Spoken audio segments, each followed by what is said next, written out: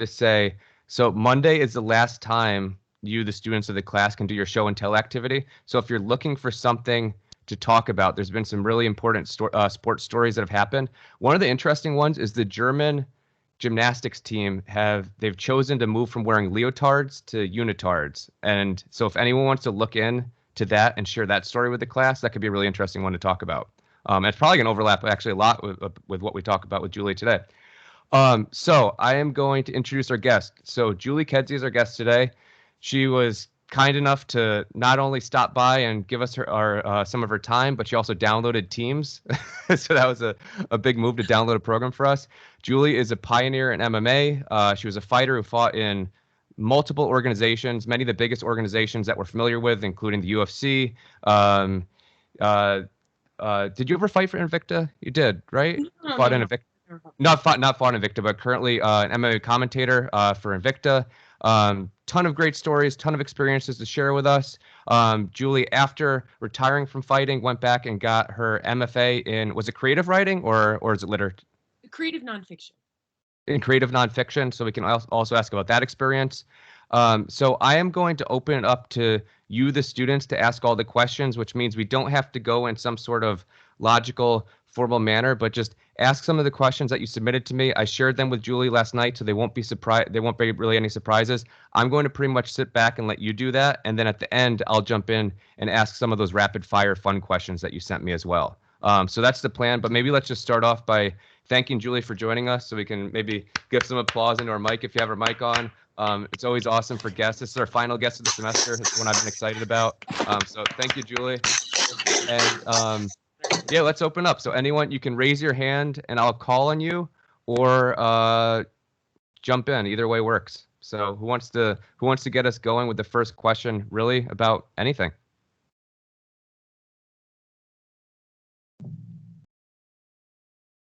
Jonathan, you have your hand up. Let's go. You can start us off. Yeah, we talked a lot about like sportization and like an increase in regulation in sports. And I was just wondering, is there any like what regulatory change in MMA happened that like affected you the most in the way you fought? I would say there was the regulatory change. It was more like I guess a widespread, even though it's not completely unified, there was kind of a widespread attempt for each state to follow the same sets of rules. It's not completely, how to say, it's not consistent across the board, but there wasn't a real widespread attempt for a codification of rules and stuff like drug testing. One of the examples that I can bring up of a regulatory sort of change that happened was they changed women's rounds from 3 minutes to 5 minutes, but that was actually a fake rule that was put into place for no reason, because women had originally been fighting 5-minute rounds. And they just decided, there was some rule in Biloxi, Mississippi, when I fought Gina Carano in 2007, that said women could only fight 3 minutes. And it was Elite XC at the time, decided to take that on. Strikeforce continued that, and all of a sudden they decided, I think it was like 2010 or 2011, they were being really revolutionary and letting women fight 5-minute rounds. And I was like, no, man, we've been doing this forever. That was just those organizations that decided. So I would say the ones that affected me the most, or the one that had the biggest impact on me, was very nice in that they really wanted people, state commissions, to have more unified systems of application of rules. So when I first started fighting in Indiana, anything could happen. Amateurs could elbow each other in the face, they could knee each other in the face. And then after a while, they really tried to push promoters from each state to do things in a unified fashion, which makes it much easier for training. It takes out some of the fun. Like I did a Pride Rules fight where you could stomp on the ground one time in Washington State. That's definitely not allowed in the US anymore, unless there's special rules or somebody's doing something undercover. So it was a good thing to happen. I think it made a lot of promoters and a lot of promotions fold as well, because they started to have to paying it to the tax systems of it. And so, I would say that I know there were a lot of promoters who got really mad about it. But personally, as a fighter at the time, I thought it was great. All right, thank you. And I said I wouldn't talk much, but I did want to say feel free to jump in and ask follow-up questions. You don't have to stick to the questions that you sent in advance, especially if there's something that, for instance, Julie brings up Pride. That actually, it was one of the biggest organizations in the world, but I have a feeling that a lot of you are too young to remember that, even if you follow MMA. So feel free to ask follow-ups. And I should also point out that we have another professor who joined us as a guest, Elliot Weininger, who some of you have as professors in sociology. So for Julie, he's a professor in sociology department. He teaches a class called Sociology of Violence. So there's some overlap of interest. So, and Elliot, feel free to jump in. You can ask any question that you have as well. So who would like to ask the next question? Connor, you got your hand up. All right, so my question was actually sent to me by Justin. He's driving today, and he asked me to ask a question for him. So he said, when we look at the concept of deep flow, it is an optimal state and something where when you reach a point during that activity, you lose a sense of self and become one with the activity. Edgework is an activity where you focus on self and you are hyper aware of self and you engage in the activity that might be dangerous with consent from others as well. Do you feel as a fighter you have experienced flow or edgework, or possibly have experiences both? And what was the feeling like during those experiences? How would you describe them to someone who hasn't experienced them? So Justin always asks the most complicated questions, but we read, just for some background, we had a day where we talked about flow, and then we had a different day where we talked about edgework and the desire to engage in these risky activities that take you kind of to the limits of self. And we talked about how they're similar and different. So I think he's just curious. Fighting is a place that brings those both together. So any stories you have around that or ideas? Sure. And I'll be honest with you, I only really saw it as flow. I think edgework is still a pretty new term for me. It's a new idea. I would say that MMA is in the border of those things. I feel like I have a cat hair on my mouth. Sorry. Flow state is an insanely wonderful kind of a place to be. And I have been there in fights. And I think the fights that I didn't do well were the fights where I didn't achieve flow.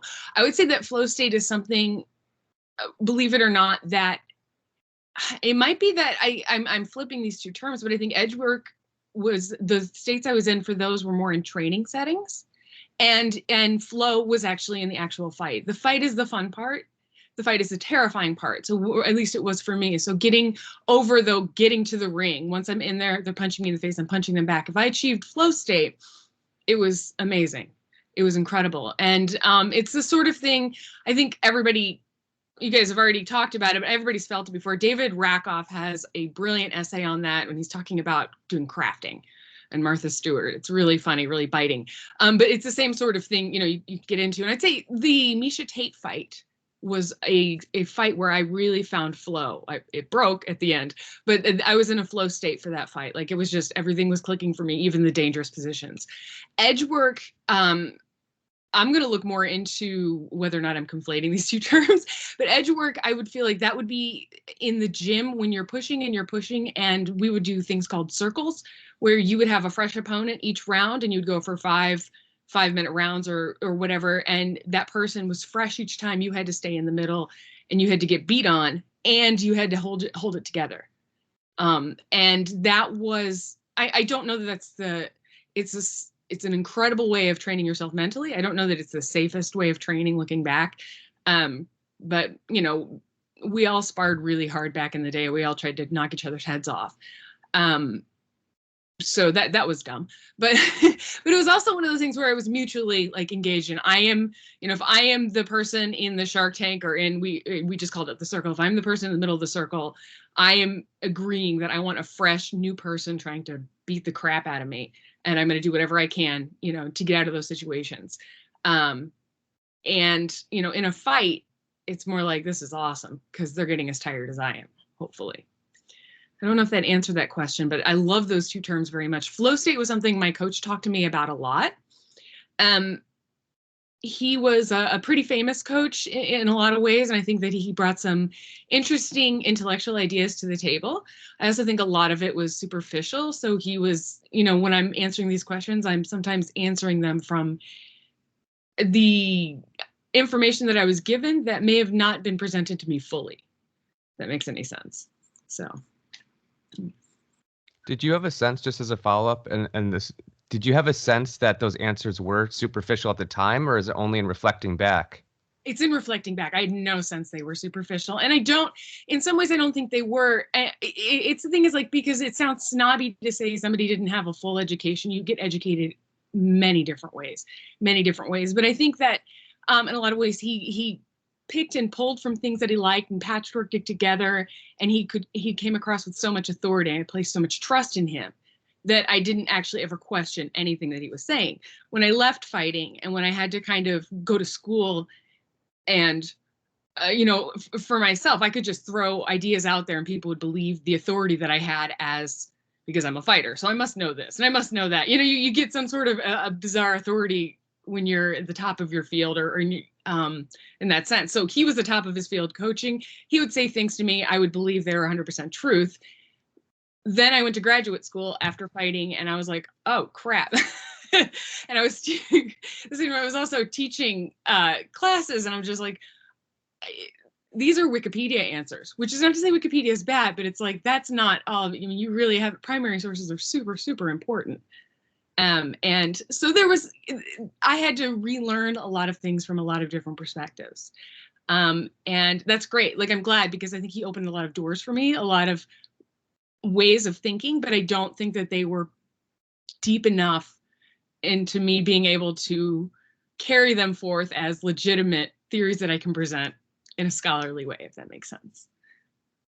All right, who's next? And we could stick with this topic, and we could also take advantage of Julie's experience as a commentator, big ideas about MMA, anything you want. Who's got the next question?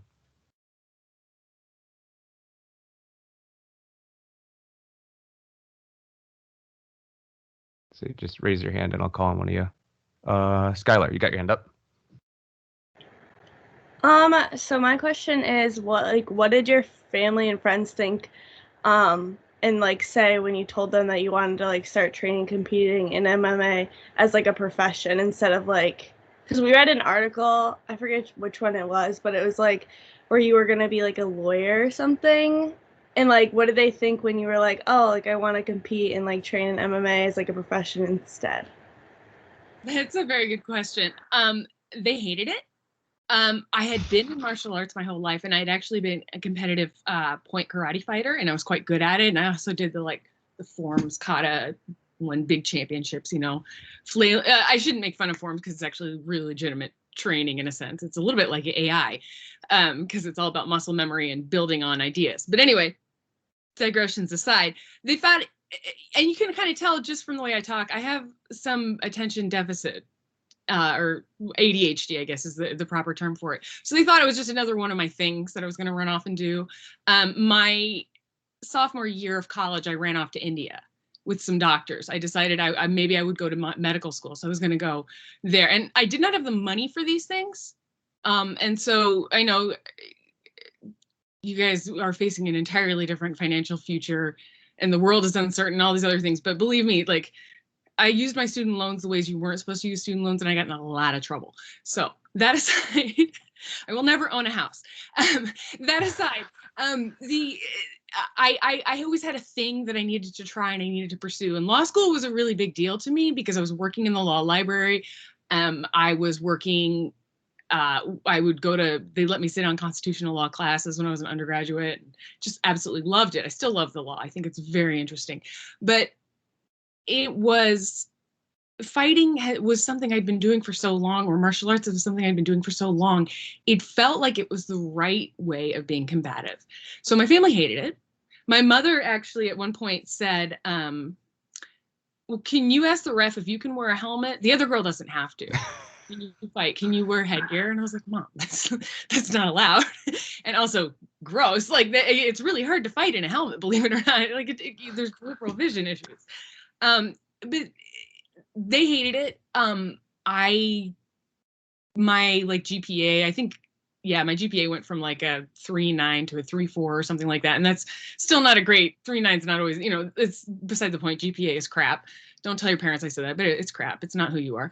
But what happens is I just did not care my last semester of college. I actually wasn't going to return because I'd gone to California to start training in MMA. And I'd had my first kickboxing smoker. And I was just like, this is what I want to do. I want to train all day. I want to do this. And they're like, no, finish school, go to law school. I finished school, but I did not go to law school. I did, I was just like, I'm done. I got a job working, I think, at a Panera Bread bakery for a long time, so that I was working in the mornings and I was training during the day. And then I ended up not making enough money, had to move in with my sister. I always end up moving with my sister, who was like, go to graduate school, go to law school, do something, But instead, I just worked all these part-time jobs and trained in between. And it's not that they didn't want to support my dreams, but it was also that this dream looked really bleak.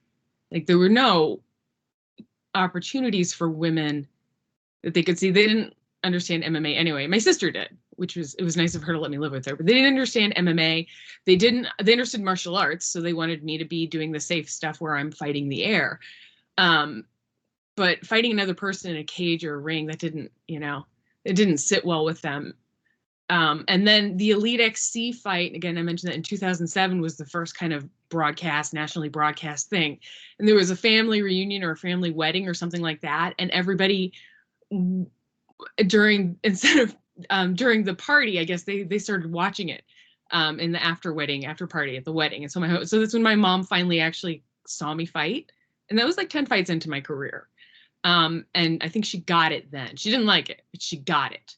Of course, I got my ass kicked, but in a way that's also good, because she's just like, you just kept getting back up. I was like, that's my girl. She just kept getting back up. You just kept going. It's just like, in the metaphor of that kind of, idea in life, or the idea that like I was not going to quit. Really, that's when she got it. Yeah, I'm very long-winded, you guys. Would you be willing to say more? Because one of the things you brought up there was the financial aspect of it, which I think for casual viewers, when we think of sport, we're like, all right, you're someone who fought in some of the biggest organizations. You fought in Elite XC, you fought in Strikeforce, you fought in the UFC. Of course you would have made money because you're one of the visible figures in fighting. But you're pointing out even student loans are hard to pay off, right? So what are the financials like, especially when you were getting started as a woman in this industry? And even thinking about now, like, is there money out there for someone? I mean, imagine, say, Skylar, who asked the question, wanted to get into MMA fighting, which I don't think you do. But if you did, like, what are the prospects out there? So the money's not there at the beginning. You have to be prepared for that. And when you get the money, it's like living chunk to chunk on the money, which makes it very hard to save for retirement and save for this.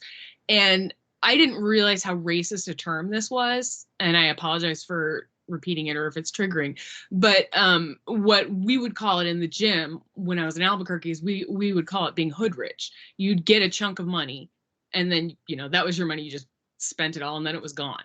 And that, I think, one of the things that has changed with the UFC and with what I don't like some of the things they've done with the Reebok deal and the codification. I guess they don't have Reebok anymore, but one of the good things that has happened is that they've started to control sponsorship money, and really having a funnel for sponsors, or having that a little bit less Wild West, is really important, because you get that chunk of money, you have to pay off management, you have to pay back medical bills.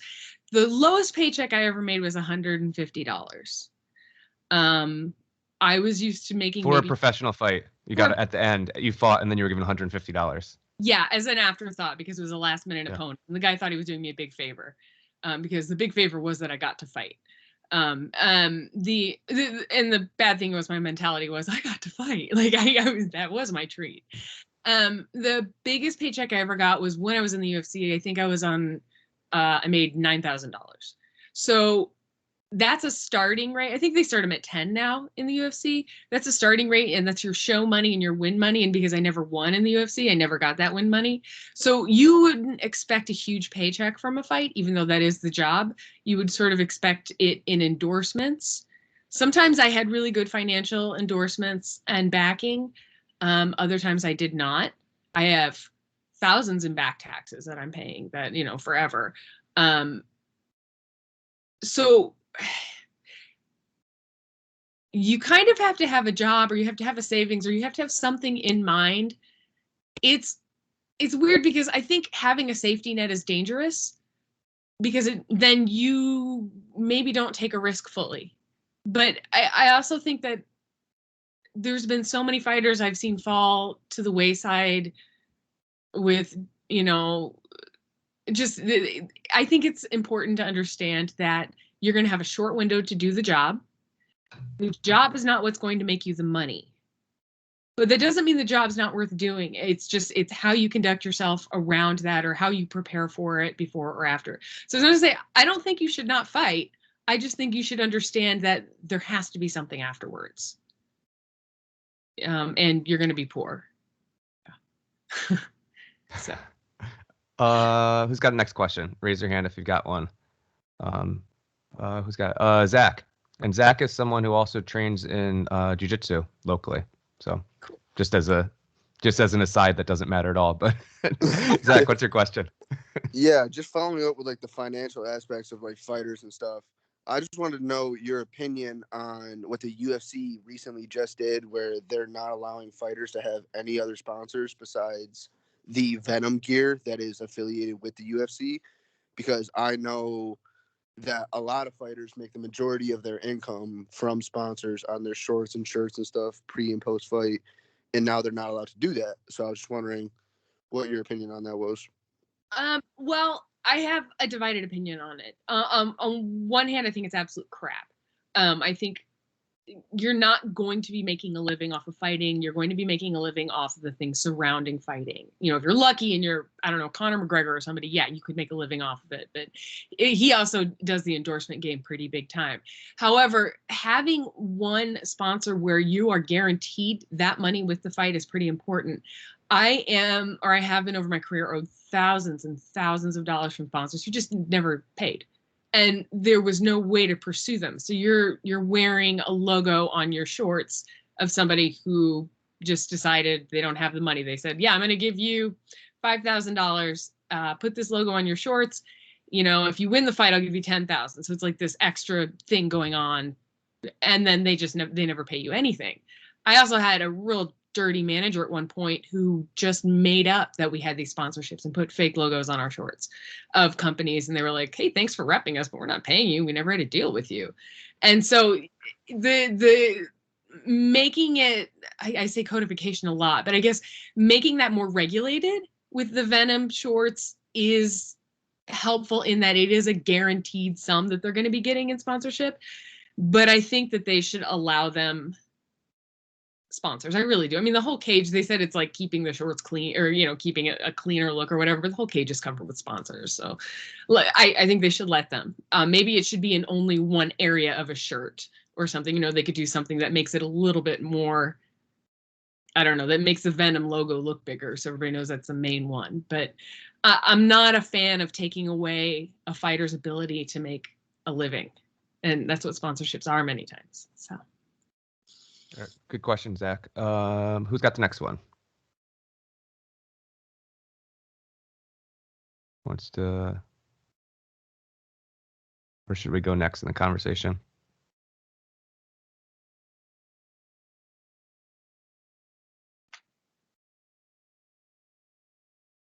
I think someone raised their hand. Oh, I got a message in the chat. Let's see. Oh, let's see. So this is from Professor Weininger. Random question. Any thoughts on why women's MMA has been so successful at finding a large international audience while women's boxing is not? I am not completely well versed in the ways of women's boxing, but I will say that MMA is far more interesting to watch a lot of the times. And that's not a knock on boxing. I think boxing is an incredible sport, but I think it's been held down for so long. People are just used to it being, or I guess women in boxing have been held down so long as sort of a class of fighter that people are just used to it not being that big of a deal. I also think, in terms of, I think things are unfair in women's MMA, absolutely. Or when it comes to the women's side of MMA, I think our improvements have been huge. And fast, much faster than, they still fight 2-minute rounds in women's boxing, whereas, we're doing the 5-minute rounds. We'd started in the 5-minute rounds. Also, there has been an international, there's cat fur everywhere, sorry. There's been an international MMA, like Japan had female MMA fighters long ago. I mean, in the 90s, you know, there were great shows going on. I think 90s, early 2000s for sure. Smack Girl was going on and stuff like that. And I think MMA, it's just more interesting to watch. I think, I don't know, I love watching female boxing. I love watching the women's divisions. I think that they're incredible. But boxing does have this mentality of there's a star, you're going to build up a star, you star power, you know, and so everything is kind of surrounded by this one big mega fight and then all the undercard fights. In MMA, there is the capacity to build every fight. Definitely there is a drive to have stars, and some people have risen to the occasion quite well. But you can get your ass absolutely kicked in an MMA fight and then tap somebody out at the end, right? And so there's more dimension to it. And that, I guess that's just my theory on it. I think the people who pushed MMA were the underdogs to boxing for so long that the push, there's always been a collective chip on the MMA world's shoulder when it comes to boxing, or some kind of imaginary feud. And I think that, you know, it's almost well, our women do this. Like the female fighters are just as good as the men, and we get the rounds and we get that. It's a little bit of a ramble for me, but I think there is an inherently more violent aspect to MMA than there is to, or at least physically, like, or visually violent aspect to it than there is in boxing. I think being able to kick people in the face is a little bit more interesting than watching somebody win rounds with jabs. And again, I'm not trying to knock boxing. I love boxing. I'm just saying, and I think it's actually a very sophisticated art. I'm just saying that MMA can be a lot more interesting to watch. And so that's kind of how I see it. Jeremy, you have your hand up, so I want to go to you, and then afterwards, I want to return to this topic because a number of students had really good questions on the marketing of women fighters. And so if any of you sent in those questions, want to go after Jeremy, or I can look up some of your questions. But let's go over to Jeremy, and then I want to come back to that topic because there's a lot there. Jeremy, what do you got? Hi, sorry, I got a lot of background noise, but UFC is popular because it's a violent sport. Obviously, do you think there's a ceiling of violence that people would stop watching it? So do you think if it went further than just beating them to like knock them out, if they were killing them, do you think it would be a popular sport still? You know, that's actually a really good question. Yes and no. So we're talking about the idea of sport. Sport has rules to it, right? It has essential. There's like an idea of rules, and I mean, if we want to talk about violence in combat, I mean, you can look at medieval jousting and stuff like that. Like that was considered sport, and people died all the time from that, right? But it was also preparation for real battles, except that it was in itself, you know, a sport preparing for a battle. I think that there is. I think the reason that bare knuckle boxing, and then I guess Masvidal is starting a bare knuckle MMA promotion. I think the reason, oh God, my cat is just shedding I'm so sorry. I think the reason that these things have become, are starting to sprout up is because MMA is almost too sporty now.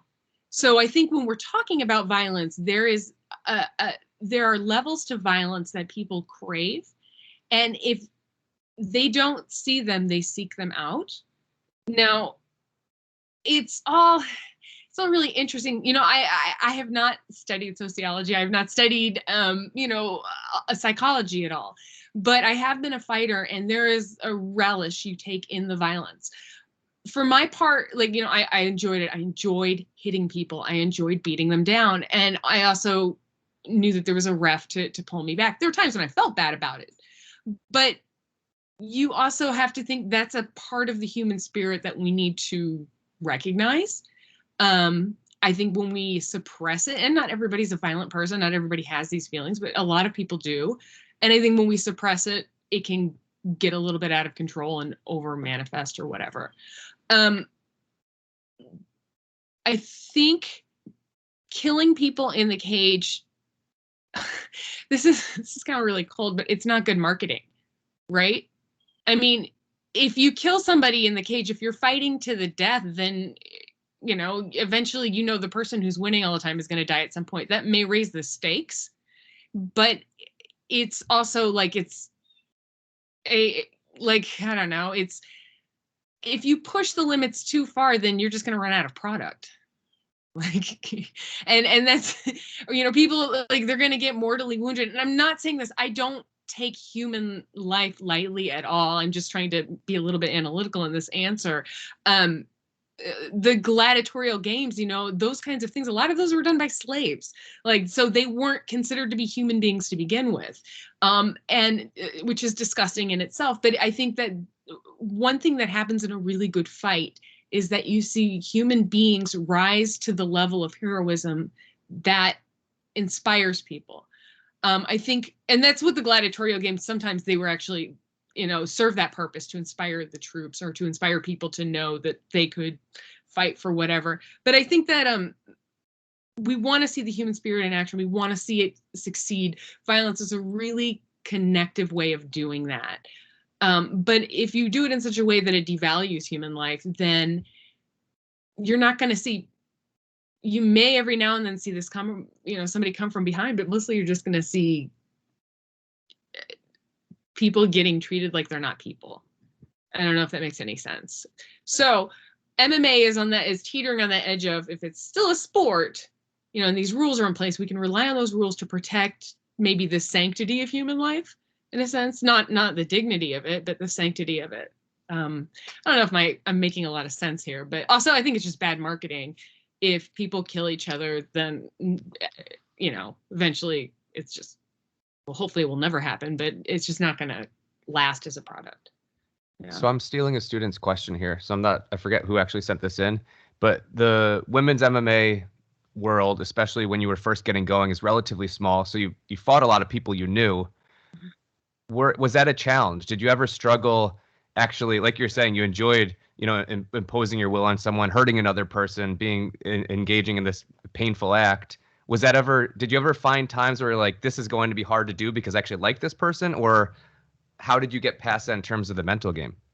No, I never, there was only one time, I guess there's one opponent, and the reason that fighting them was so challenging. Her name is Caitlin Young, actually. She had a huge victory last night in the PFL. Incredible fighter. She has kind of a record that does not reflect how good she is. But I would say, no, I liked the people, and the best way to show respect to somebody you like is to beat the crap out of them. There were times I did not like my opponent, and so I had to take that emotion and channel that dislike away, because fighting angry sometimes help, fighting emotionally sometimes help, but a lot of the times it works against you and makes you tired. So you have to find different ways to channel it. But no, it was about winning and beating them. And it was about winning and beating my friends in the gym too. Now, you're not trying to knock your friends out in the gym, but you are trying to tap them, right? You are trying to get the advantage in exchanges. And so the reason it was difficult with Caitlin was because it was so boring. We fought each other twice, and it was just so boring. We just knew what the other person was going to do all the time. And so it was just basically this just stalemate each time. She got one win, I got one win. Both of them were just the most god-awful boring fights you'll ever see. So I think when you know somebody really, really well, fighting them can be great. You see people hugging each other in between rounds and tapping, gloves and being really excited and then beating the crap out of each other. And I think that answers the question more than anything else. You want to win, and you also want to pay credit to them for trying to beat you. There's a camaraderie there that's really hard to quantify, I think. Yeah. All right. Did anyone have any follow-ups about the marketing of women's MMA? I know there were some good ones that you sent in. Does anyone want to volunteer that, or I can look up what you sent? Who's got one? Who was it that sent in the question about like the selling of sexuality or something? Do you remember who sent that in? That was me. Oh yeah, Andrew, you want to ask that one? That was a good question. Sure. So do you think that sexuality is marketed more or less than when you were fighting? And do you think that there will come a point when the sexuality aspect will be taken completely out of women's MMA, making it totally about the sport itself and nothing else? To answer the second part of your question, no, I don't think it'll ever be taken out. That would be a nice goal, but I don't think it's, when I started, I thought it was horrible. And I was like, F that girl for doing this and this and that. But I also tried to do it myself. I tried to be a sexy fighter, and it just wasn't in my nature. I set up some kind of sexy photo shoot, and you just, from the expression on my face, I'm just totally uncomfortable. So it didn't sell as a sexy thing. And I don't know what happened to those pictures, and I don't care. It's the thing that we operate from this assumption, and I did certainly. I mean, I'm 40 years old, so I'm from a totally different generation from you guys, and as a group, very Catholic, and so sex was, secret and maybe dirty and not as embraced. And there wasn't. I mean, now coming from a Catholic background, I mean, I have 8 uncles and aunts, so sex was embraced, but not publicly, right? There was maybe stigmas of shame associated with it and that sort of thing. And we have definitely evolved, I think, into a more sex positive culture over my lifetime, which I extremely appreciate. Or maybe I've just been naive and I've only just noticed that in the past, decade or so. I've had a lot of influences on me who have told me not to market myself sexually, and I kind of resent those influences, but at the same time, my career was my career and it's over. So whatever happened in it, there's nothing I can go back to change it. I don't like the pressure for a female fighter to market herself sexually. I don't like the idea. I think I tweeted this the other day. I don't like there's the assumption that there's something inherently sexually titillating about women doing MMA. But if women promote themselves that way, that is entirely up to them. And if they're positive about it and that's what they want to do and they feel comfortable doing it, by all means, that's fine. I don't think that should be held against the female fighters who don't do that. Because at the end of the day, a pretty face is going to get punched, right? Like I've known at least one female fighter with breast implants who's had them injured during a fight. Right. So you have to be aware of the things that maybe are part of the marketing or, the sexual marketing of yourself can be not necessarily flaws, but there could be issues surrounding them as well. So you have to kind of think of, weigh the risks and the pros of doing it. Now, promotions, everybody likes to say sex sells, sex sells, sex sells.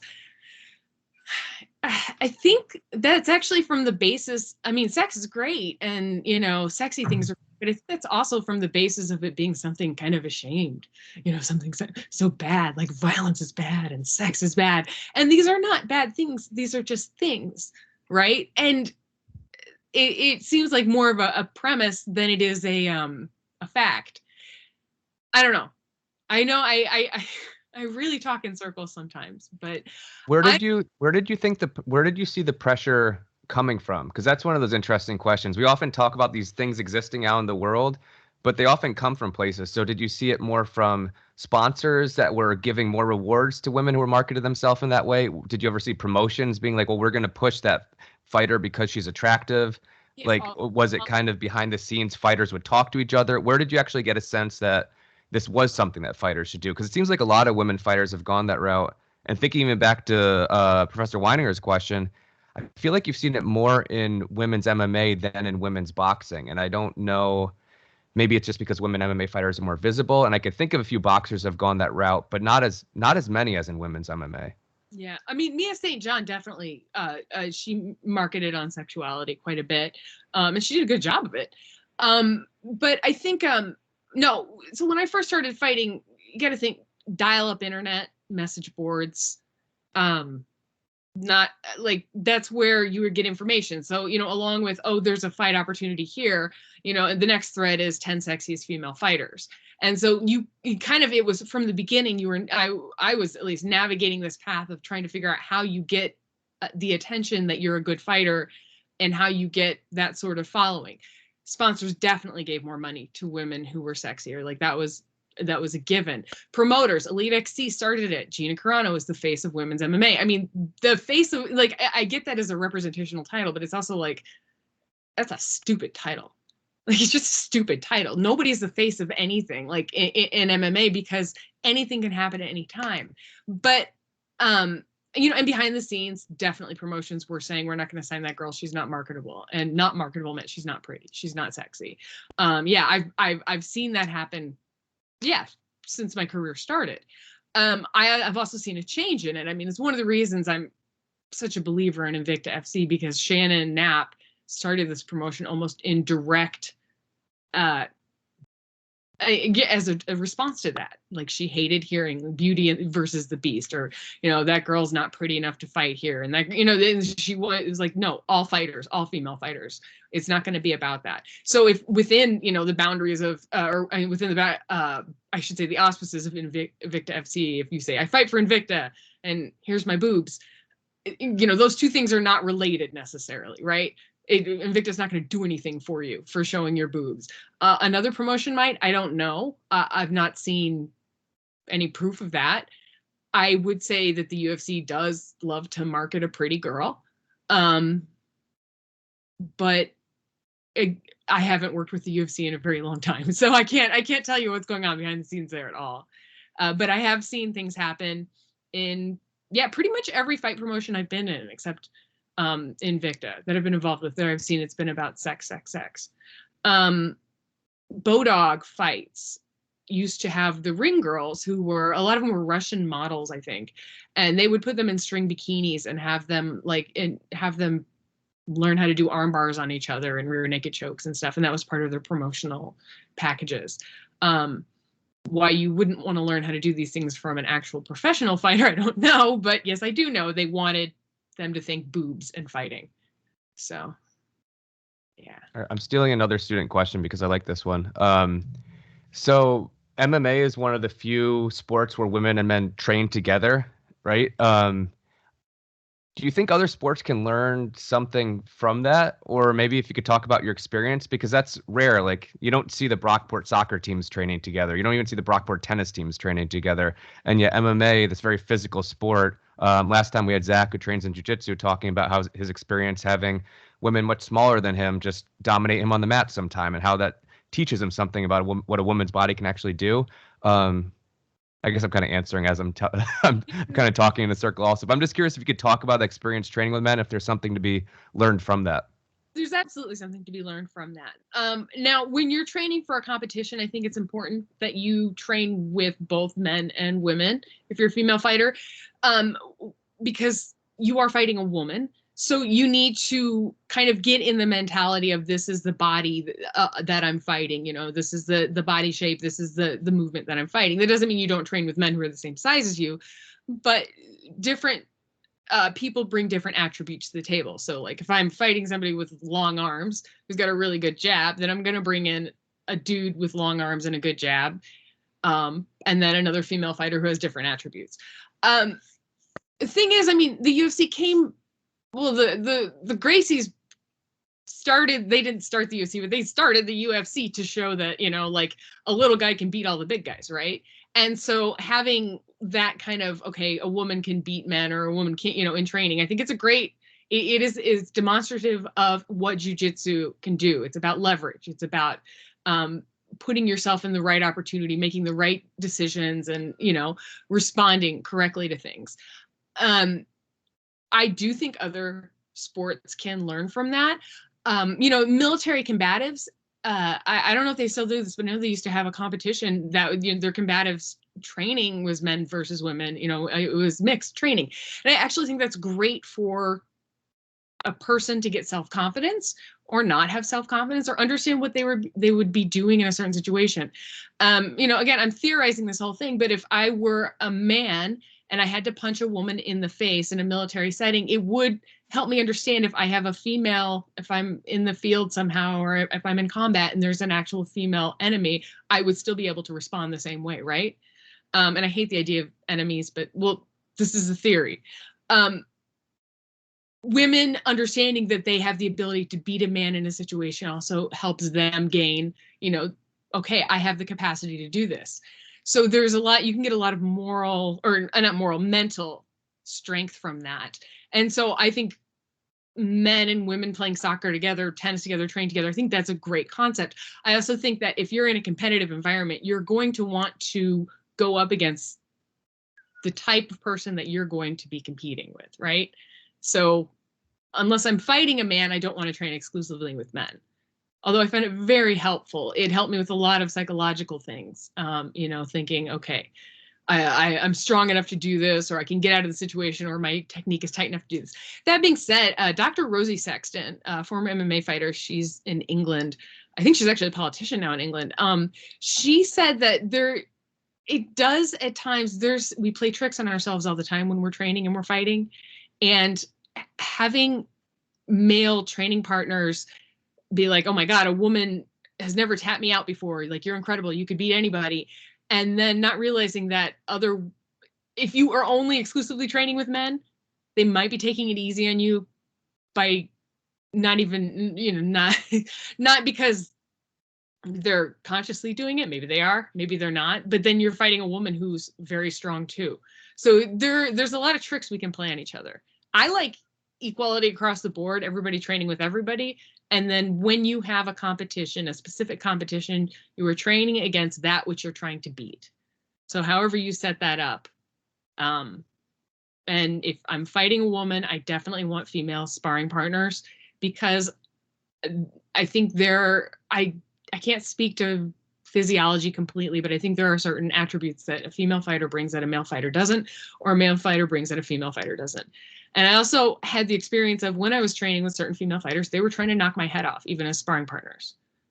And so that's helpful, because if a male sparring partner is holding back because he thinks he's inherently stronger, or if he's trying to show me I'm really tough and hit me super hard, it's going to affect the outcome of my fight and my approach to training. That was a little long-winded. I'm sorry. No, that was really good. And so we're getting pretty close to the end. I do want to make sure we get one question on politics in sport, because a number of students sent in those questions. Any of you have sent that in? Do you want to volunteer to ask that question? Anything related to politics in sport? I can also look up what you sent in, but I'd like to give you credit for it if you feel like jumping in. So either raise your hand, or I'm going to look up what you sent. That's my cat in the background, you guys. She really wants. I don't want to leave the frame, so she'll just leave in a second. Anyone want to ask the last question, or should I? Or I can just go ahead and do it. I don't see any hands up. I guess the basic question is, I'll just leave it pretty vague and see where you want to take it. You're someone who engages in political discussions, at least online now. You're pretty active on social media, and you don't shy away from this. I'm curious what you think of fighters themselves engaging in politics. We could have it be very broad and think, do you think that's a bad thing? Do you think sports should be apolitical? We've talked a lot about that in this class, about this idea of sport being the sacred space that people don't talk about politics. And then the other part of the question, which we definitely won't have time to go deep into, is MMA in some ways is a more conservative space than a lot of other sports in terms of what we see some of the promoters saying. So I guess any thoughts just about the politics around MMA and athletes being political? And we can probably end on that note. Well, I am very actively political, and a lot of that I can definitely be dismissed as this like late in life woke, trying not to be a Karen, whatever lingo that kind of thing is. But the truth of the matter is, I've seen more of the world. I've seen more outside of the bubble of MMA and the bubble of the gyms that, kind of protected me. And I've seen the unfairness of things that are going on. And I found my voice, and it's shrill as hell, and I love it.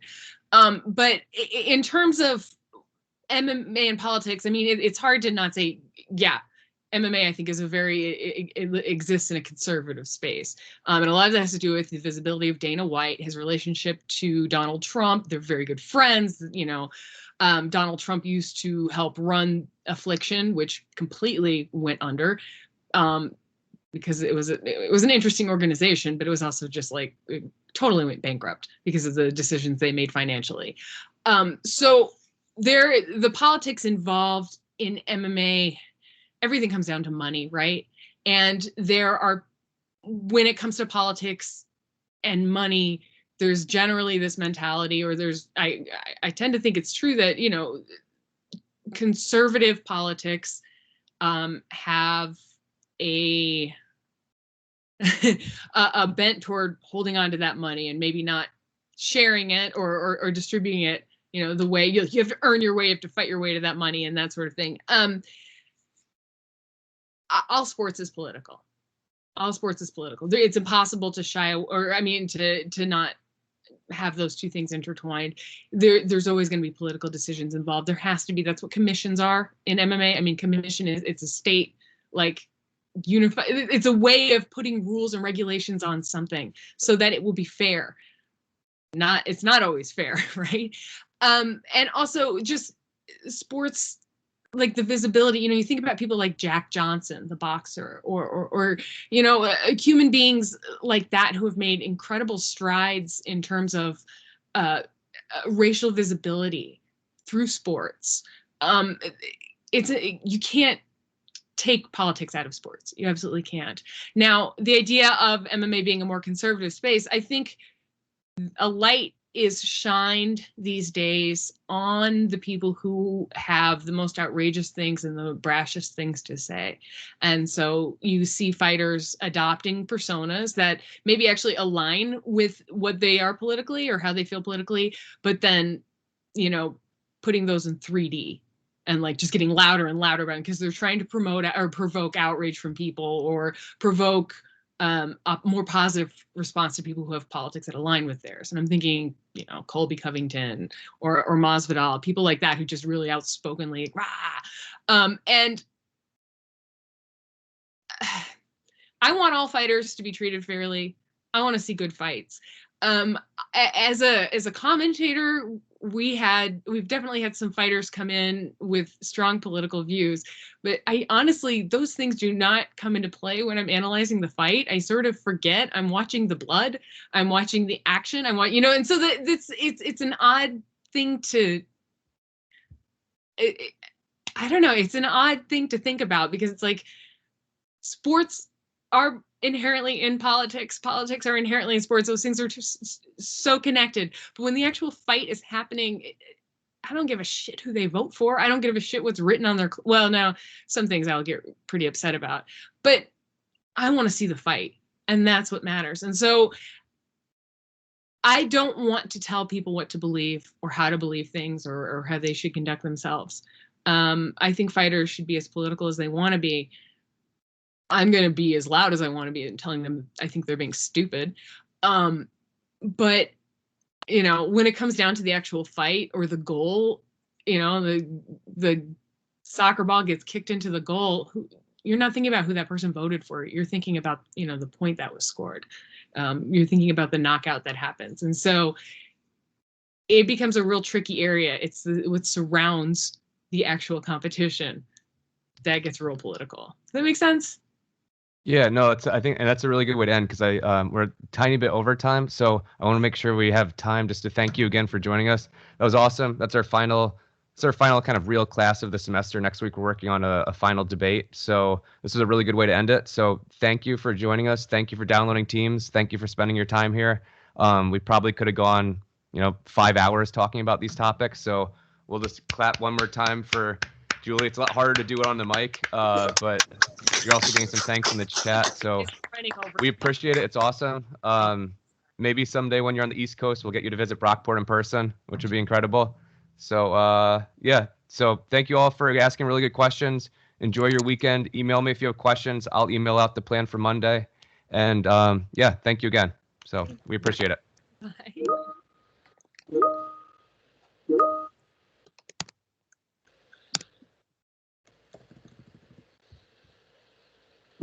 All right, and Julie, I'm gonna share. I don't know if can you see the chat? Oh yeah, you're seeing. Okay, good. I wrote thanks. Cool. All right, I just wanted to make sure you saw everyone thanking you. Yeah, that's nice. Yeah. So that was fun. I know. I always want to. I'm so sorry, and I want to respect their time. I feel like a jerk. No, I knew we wouldn't get through all the questions. I mean, we had so many questions. And I wanted to do those rapid fire ones too, but like the other ones were more important. I talked so long. I also I read all the questions and I was like, and then I started rambling anyway. I was like preparing